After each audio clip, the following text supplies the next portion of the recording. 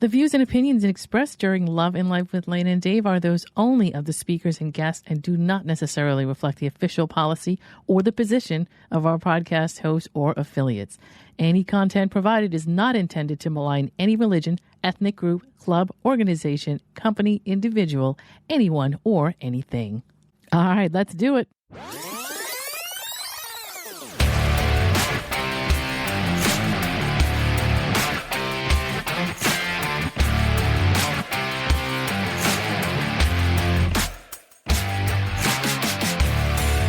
You're listening to Love and Life with Lana and Dave, the podcast where logic is power and you take control. Thank you for tuning in and making the choice to listen in and get ideas for your own love and life. Now, here are your hosts, Lana Williams and David Vaccaro. All right, Lana here, holding the fort down for you, beginning the holidays. It is cuffing season. We're knee-deep in cuffing season.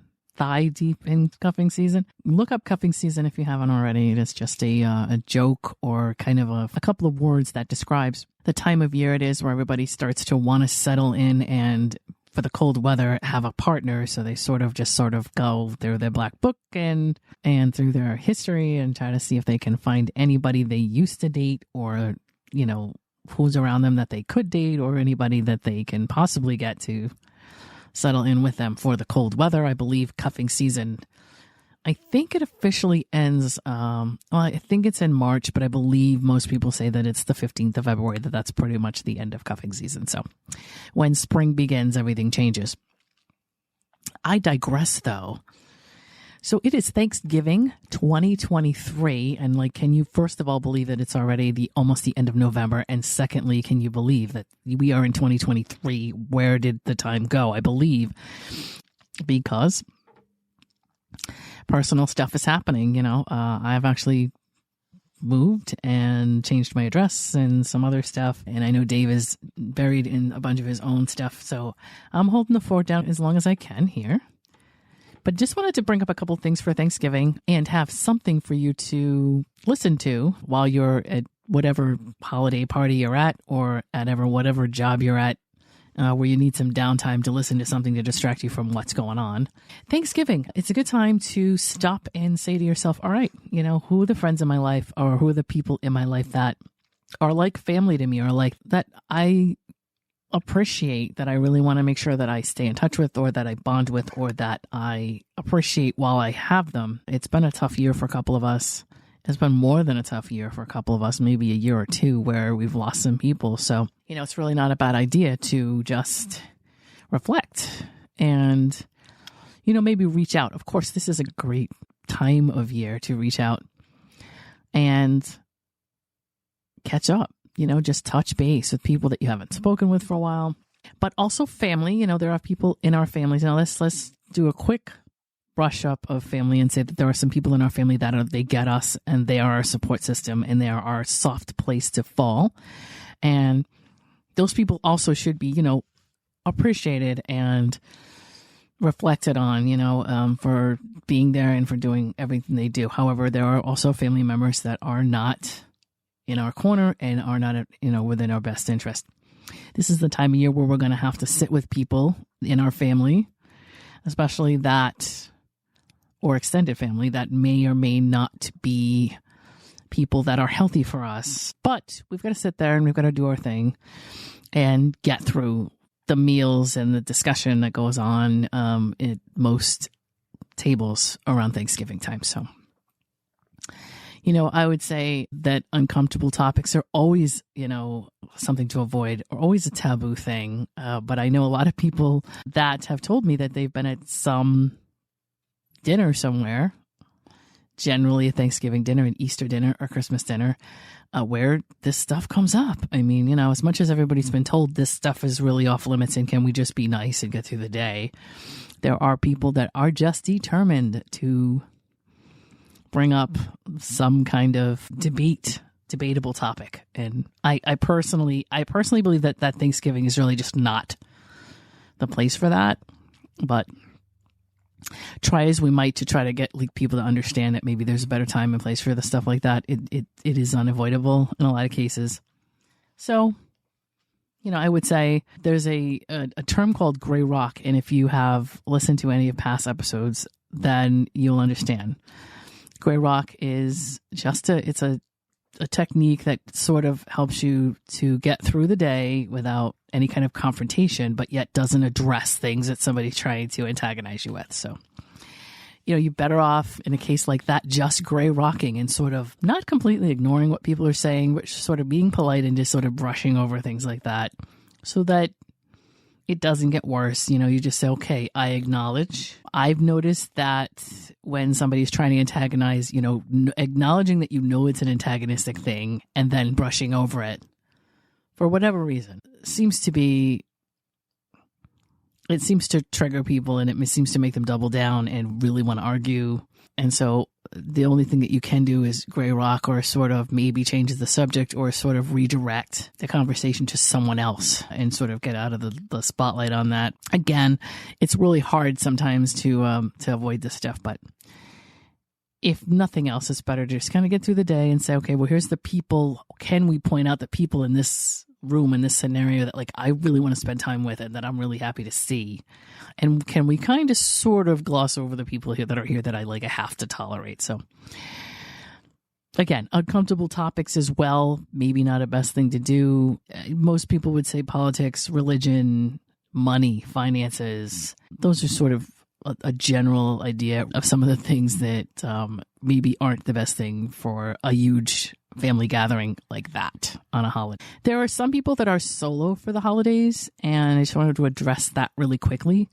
That and falling prey to commercialism and marketing, something that a lot of us do, a lot of people I know do, and it's actually probably hard to avoid if you're not really aware of it. And as I had previously stated in a past episode, I've sort of been in the advertising world in one way or another in the course of my life, and being in radio and radio advertising and promotions really opened my eyes to not just who we were as the radio station getting the advertising from the agency, but also as someone who understood demographics, understood where the ad should be placed, and so who should be listening to that ad in order to make the sales that they want, all of the structure and the pieces of the puzzle that come together to get advertising to work the way it's supposed to, how local advertising is one thing, but then regional advertising is another thing, and then national advertising is another thing, and how campaigns fall together between radio and newspaper and print and now websites and television. So basically I learned a lot of things, and one of them was that there's a huge amount of effort being placed on society and people listening to advertising to make them feel, and it's part of the advertising game to say, here's a product that I want you to buy. I have to figure out a way to make you think you need this product. So I have to almost make you feel, I think it's loss aversion or some form of, I'm losing a thing if I don't buy this product. And one of the biggest pushes, and it seems to be pretty much all year round, depending on holidays and birthdays for, there are stores and there are products that are trying to, there's an underlying all year thing that they need to do.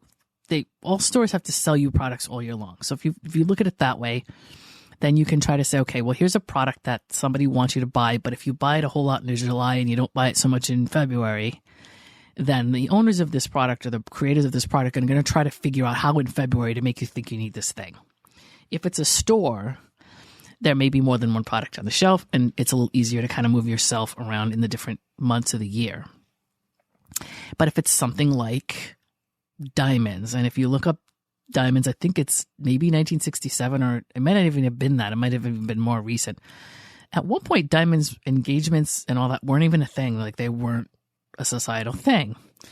And as the diamond companies, De Beers, and I think De Beers is one of the major ones that started this, the advertising and pushing from diamond companies made it almost paramount that engagement rings were involved, or some form of jewelry was involved in gift giving for holidays and for birthdays and for marriages and for that kind of thing. So understand that there was a point in time where the diamond industry decided that they weren't selling enough diamonds, and they've created this huge marketing scheme so that you think you need an engagement ring, you need to be this size, you need it to be given to you in this way. There's all this kind of stuff. All that stuff is underlying from a marketing campaign that went on at some point because diamonds weren't selling like they should have. That should tell you how powerful the societal industry is as far as what it is that you should be buying, who you are, and how to make you feel like. And I'm getting to a point here. I'm saying all this to say that holidays, especially this time of year, for some reason, everybody's very lonely around this time of year, or this is the time of year where everybody feels like, I should be with somebody. Why am I not with somebody? Now, everything is geared towards couples around the holidays. So if you're going to parties, if you're going to people's houses and eating dinner, that sort of thing, what happens is you feel like you need to bring somebody with you. You feel like if you go without somebody, it's going to be different. You feel like if you're home and you're single or you're home and you're alone, something's wrong with you. This is marketing and commercialism at its finest, and it as its most powerful because it's been being pushed on you for years and years. I think most of us have had this commercialism pushed on us from the time that we were kids, from when we were little. Our parents and our grandparents have had this marketing campaign pushed on them, and it's been passed down. So I know it's really hard. I guess what I'm saying probably doesn't mean anything if you feel the way you feel, but understand that your feeling of like, I'm not part of a couple if you're solo on the holidays, whether it's that you have a husband, but your husband is traveling, or, you know, you're not married, or you're whatever it is, you have a long distance relationship, or you're single, or you're, you know, whatever it is, where you feel like somebody needs to be next to you during the holidays. I'm just saying that that's not your doing, and that's not society's doing. That's really commercialism and marketing. It's all over the place, and it's on TV. It's in billboards. It's in radio ads. It's like actually something that comes along and almost you don't notice it's happening, but it's happening underneath everything that you're being bombarded with, especially around the holidays. And I believe the earlier, it seems like every single year they put an extra month of commercial and marketing on Christmas. And Christmas used to be like it's after Thanksgiving, so let's get started. But now it seems like it's almost like happening before Halloween gets celebrated. It's almost like, is it time for, it almost seems like, I understand if you're a really organized person and you want to buy your Christmas gifts in September because you're good at it and you want to make sure it's done, great. But should marketing and commercialism, should Christmas marketing be directed at you in September? I don't think so. You know, early October 1st. I mean, I don't personally think so. I think that that's ridiculous, but know that marketing and commercialism and all of that, they're going to do whatever they can do to make the sale. As long as they can make the sale, they're going to have absolutely no limit to that. They're going to have no scruples about that, right? To some degree, it's up to us to sort of avoid or deflect that kind of thing. If we have to avoid it, we have to avoid it. I actually do somewhat of a purposeful effort. I try to make a purposeful effort, to avoid Christmas marketing. I don't want to see it. Here's why I don't want to see it. It's not because I don't want people to be happy. I'm sure a lot of people think it's because I don't enjoy people being happy. It has nothing to do with it. I actually kind of like Christmas. I have a specific meaning for Christmas. Like, you know, my mother really loved Christmas, and my family really celebrated Christmas in a certain way. My problem is that, like, I don't want to be sick and tired of Christmas before I get to the holiday itself. I just don't want to be sick of it. I can get burnt out on it. Like, as far as what I would say sensory overload I get from walking through stores and listening to Christmas music on the radio, watching any kind of network television and all the ads that come through on that. And then, you know, people talking about it, and then, you know, all the stuff that goes on. People I know decorating their houses like on October 1st. Again, I'm not knocking them for doing that thing, but what happens is I just get sensory overload. And by the time, if it's early enough in the year, like by the time November 15th rolls around, like I'm wanting to throw up, and I'm done with Christmas. I don't even want to celebrate it because I've already seen it for like 4 weeks, you know? So I think there's something to be said for timing and understanding that let's enjoy Christmas closer to Christmas itself. And I actually don't have a problem. I actually enjoy celebrating Christmas at Christmas time, but I have a really hard time with trying to stomach it in the phase of Halloween. And we're just sort of now dealing with, it's, we're just starting to get cold. The leaves are just starting to come down. I just feel like we're rushing. And again, it's my thing. And I could say, well, it's not fair if people want to put their tree up in September. I mean, it's okay. But what I'm saying is there are some of us that really do enjoy Christmas at Christmas. And it seems like the earlier it gets pushed on us, the quicker we burn out on it. At least that's my experience. So understand that if you're feeling lonely, obviously there's another aspect to it too, which is when we're kids, we grow up with family, and there's so many people around us that we are used to seeing family year after year, specific times. And as we get older, we have less family, and we have family that passes away. We have family that's out of state. If we were once married and we had children, we are maybe now divorced, our children are grown up, or with the other parent. I understand that. That's complete, understanding that that's a thing that you had and you've lost, and so you're missing it. There's no shame about that. I totally understand that part of it. I just want people that think they should be part of a couple on the holidays, or that they should have this huge family around them on the holidays. Some of that is advertising that gets bombarded or directed at you, and it's really to get you to go shop. It's really just to get you to go shop. And it's telling you, and indirectly, it's telling you that, you would be able to buy this Lexus with a bow on top of it, but you can't because you don't have a wife in this particular house in this particular front yard. This is what it's trying to do. So it's trying to give you loss aversion, meaning here's some things that you don't have. And this product is so wonderful. Our Lexus with the bow on top. And I'm not trying to knock Lexus. I'm just saying this is just an example of how advertising works. It could be anything.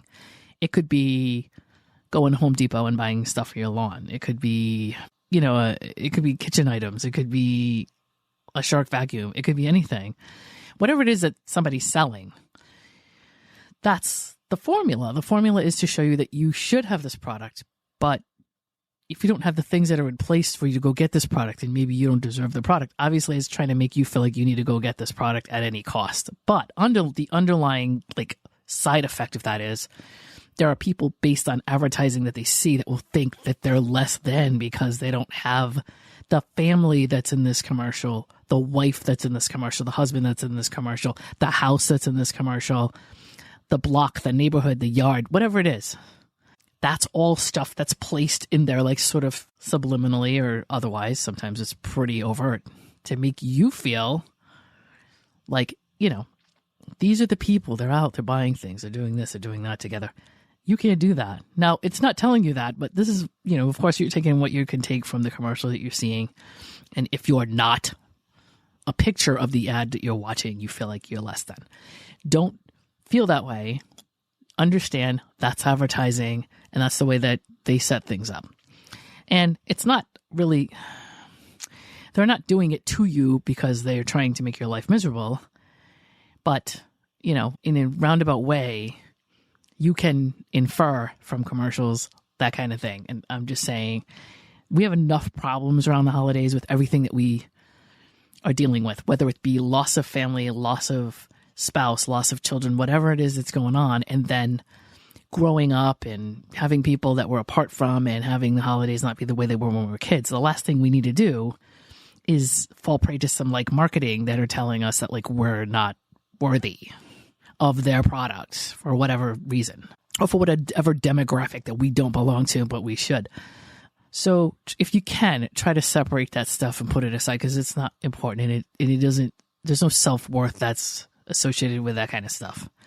Understand that it's manufactured, understand that it's societal, understand that it's generations of marketing that have created this programming in the society around you, with your people that the people that you're friends with, you work with, all of that. Just understand, that you shouldn't feel that way because of somebody that's trying to sell something for $100 or whatever. So that's that. That's my rant non-commercial marketing. Again, I don't really ever want people not to be happy. This is, of course, not my plan. And there are people that are going to say that I'm trying to be a doomsayer, or, that's basically not it. It's just like, I think people should be able to understand or appreciate things for what they are. So to me, Christmas isn't running out and buying. This is a side note, but it's also Christmas related. It's not about running out and buying the best gift or getting the best gift for somebody because they got it for you. It should be completely and totally about, to me, stopping what you're doing, reflecting on your life, and sitting or reaching out to or sitting with people that you love, that make sense to you, that make your world what it is, and just spending time with those people. I think it's a good time on Thanksgiving, and I think it's a good time on Christmas. And I wish more stores and businesses would close down on these days, especially retail, but I don't expect retail stores to close down. Well, they do on Christmas Day, but on Thanksgiving anyway, they should be closed. I mean, this is a time where everybody should just get together. But if we could kind of push that stuff aside and make it so that, hey, look, I'm not coming into your store to buy whatever it is. I want to spend time with my family. I want to spend time with my friends. I want to spend time alone with my dog. I want downtime. I want to relax, whatever it is. It's to take time out of the world around you and the rut and the constant schedule and the constant drone of whatever, and just sort of get grounded, get balanced. You know what I mean? Get some zen and just appreciate what's around you. If you can do that, that's great. To me, that's what it should be about. And then if somebody wants to give you a gift, great. I don't think it's fair to have to match that gift, or nobody should make you feel like you have to buy or spend or anything like that. I think really the most important thing is to just like get around people that matter to you and like soak it in and appreciate it. So, okay, I'm moving on. I will bring up introverts and extroverts. I always do to some extent and a little bit in every episode, but I'm bringing them up here because this is the time of year where if you're an extrovert, a lot of things that you do may not be things that people that you see or experience in your travels in the holidays like. I would say hugging is one of them. If you're not a hugger and somebody comes over and just throws their arms around you, I mean, that can be jarring. I don't know what else to say. There are people that really aren't huggers, and we, for the most part, go along with that, but don't want to.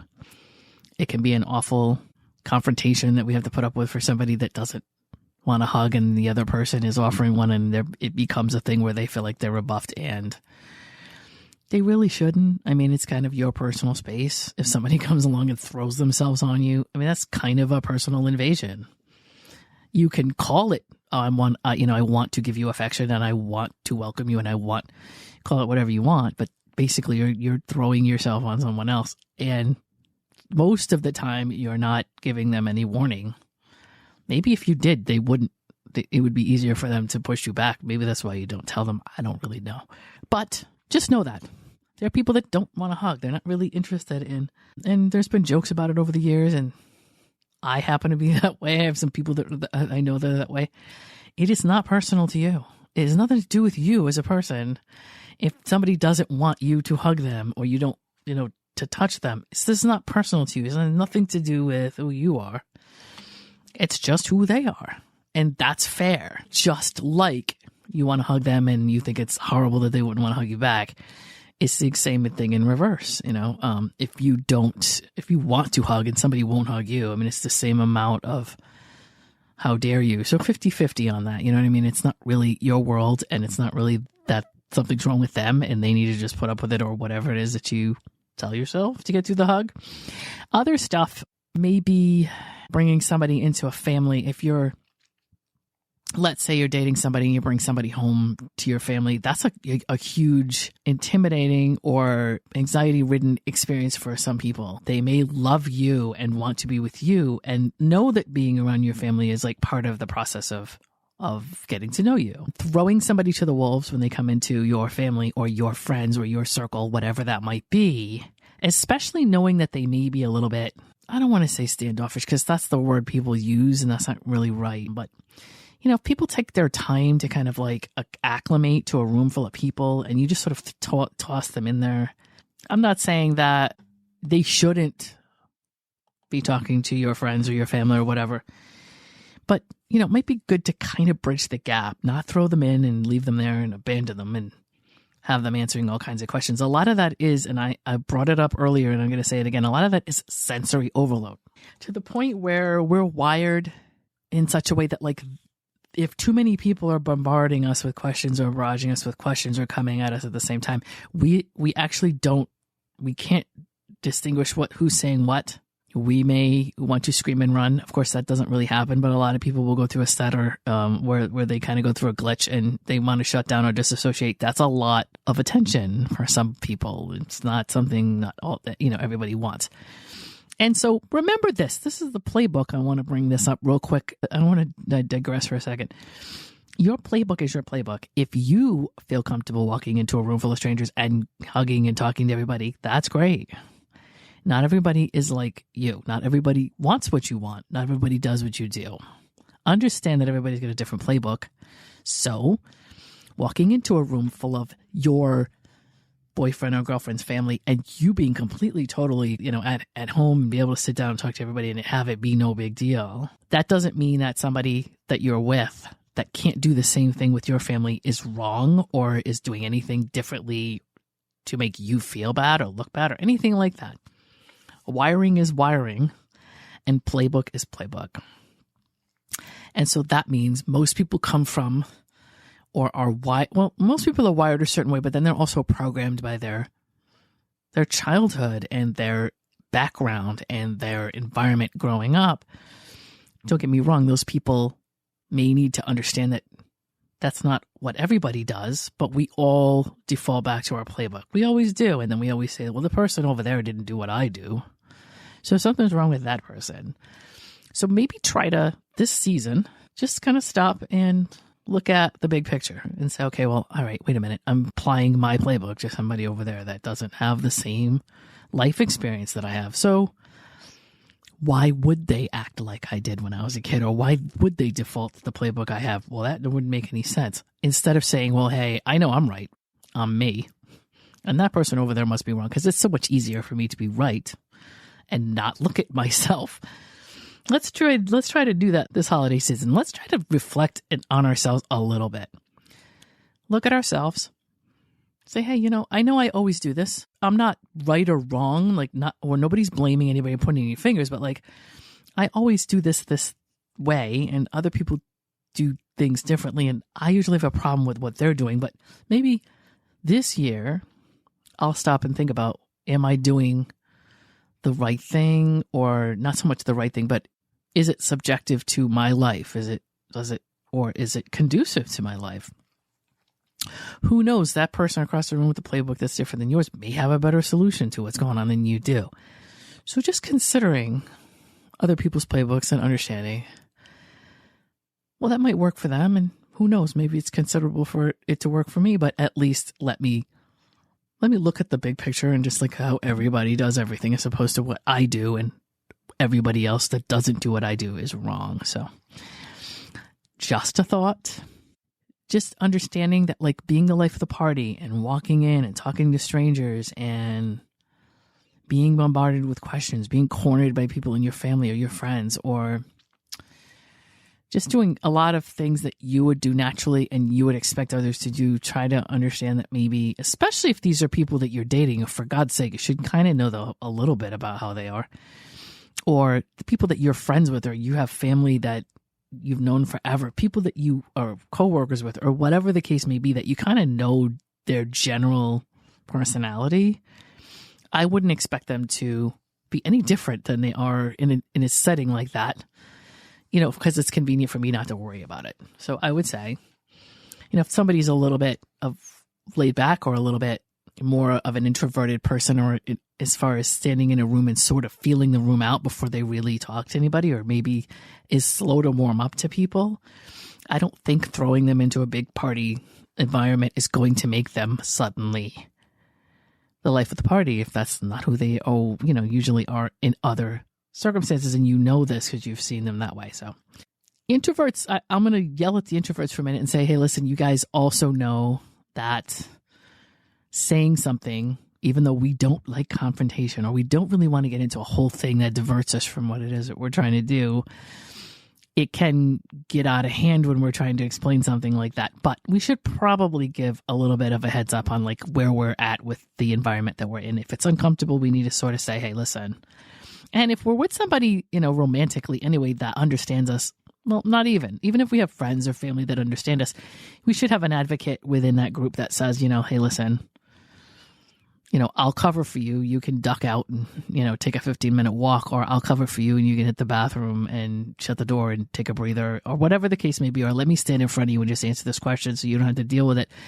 There should be an advocate for you when it looks like you're getting overloaded, or it looks like you're getting your energy drained pretty badly, which is an introvert thing. So, and I can't speak for extroverts, but I understand my default on introverts and extroverts is that introverts, let's start with introverts getting their energy from downtime. They actually get their energy boosted by downtime and boosted by the right people. If they're around the right people that don't drain them or that allow them to be who they are, and I don't know how else to say it, aren't tedious to be around. We actually do get recharged by people, and it could be just as much as we get recharged by our downtime. But extroverts are more of a recharged around other people. They get their energy off of being around other people, and it is a necessity for them to some degree to do that. So it's nothing wrong with it. It's just that's how they're wired.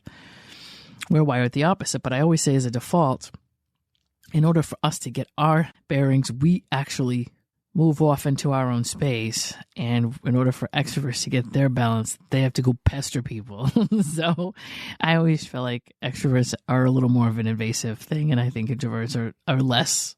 We can go off and get centered on our own. And we just actually don't bother other living things to get that. Whereas extroverts sort of have to go find people. And as long as they find each other, everybody's happy because they all love to be found and to find people like them to keep them going. But knowing that some people have to back out and bow out of the experience and kind of go sit over there and just regroup is really a respectful thing to understand, So at the end of the day, what I wanted to talk about with introverts and extroverts, for the most part, is just like there are going to be a lot of those blending in the same places at the same times. And so it would be really cool if they recognized each other for who they were and like sort of gave them the grace to carry on it the way that they do or they need to. So let's hope we see that.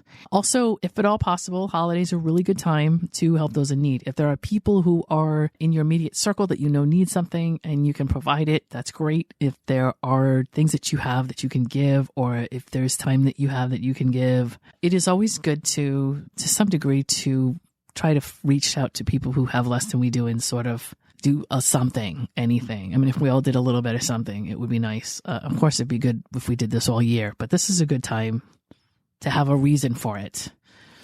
And then, much like as has happened for me in the past, you get a good sense of grounding. You get a good sense of where you're at. Sometimes it could be really hard to your place in the universe can get really skewed up at sometimes where you just really don't. You could be in a place where you have more than you think you do, and you can just not realize it. So helping people in need is a good way to understand what you have and appreciate it, because a lot of times there are people around you that don't have nearly what you do, and you don't. I'm not saying that you should compare, but sometimes it's just good to know that you're doing better than you think.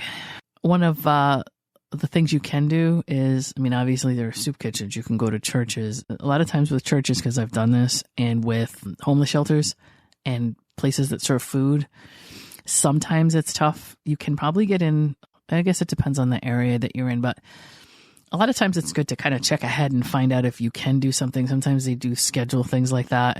There's so much going on in places like that they need to organize, and they need to know what help they can count on and that sort of thing.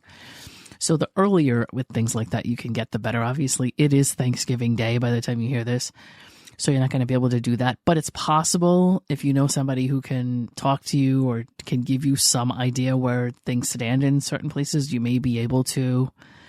A lot of things happen. People can't do things in the last minute. People get sick. People on the holidays, all kinds of different things happen and schedules change. So it's possible you may be able to walk into a place on Thanksgiving Day if you haven't had any advance notice or you haven't been able to talk to anybody and be able to serve food or help in some way.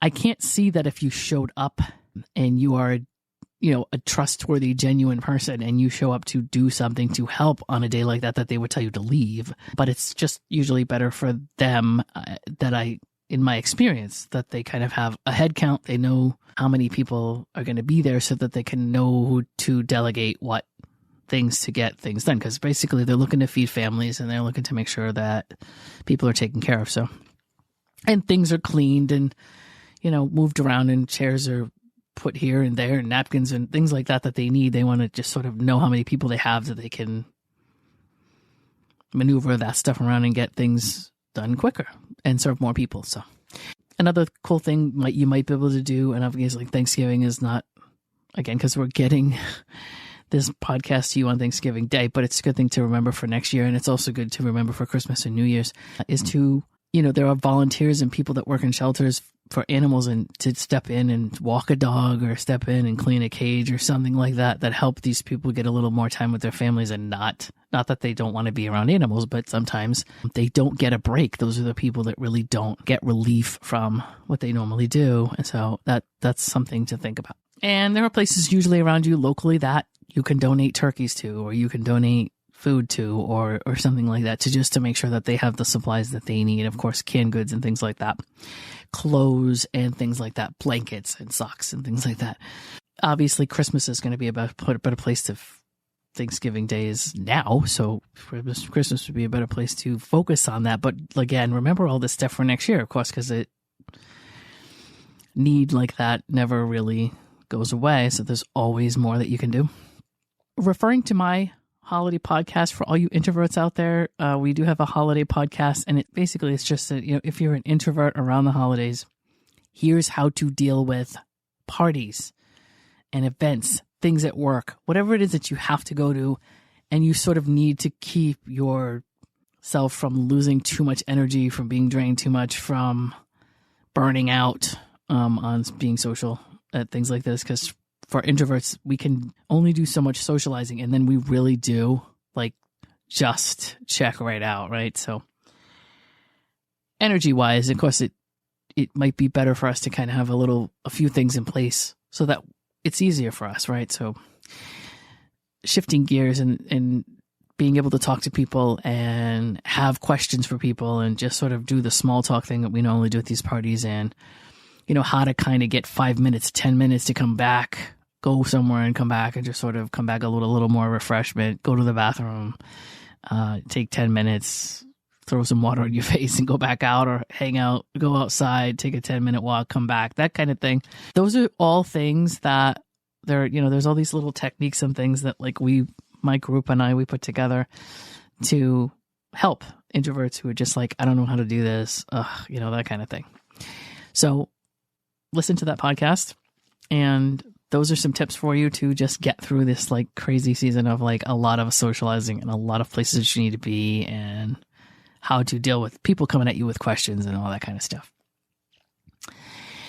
And that's pretty much it. I just wanted to say a few things for Thanksgiving. Make sure you had something to listen to, because I know everybody that's out of work, that's at a party somewhere, maybe you guys are checked out in the corner and you need to listen to something because you're sick and tired of listening to whatever kind of talk people are having at the tables at Thanksgiving, or walking around at these parties, that kind of thing. Or you're traveling, or something where you just have a few minutes to just listen to something, and that's not really heavy, and just kind of get your center back. But you will be having a podcast again soon. Again, this was Lana holding down the fort. Happy Thanksgiving 2023. Don't forget, www.lanaanddave.com. So that's the website.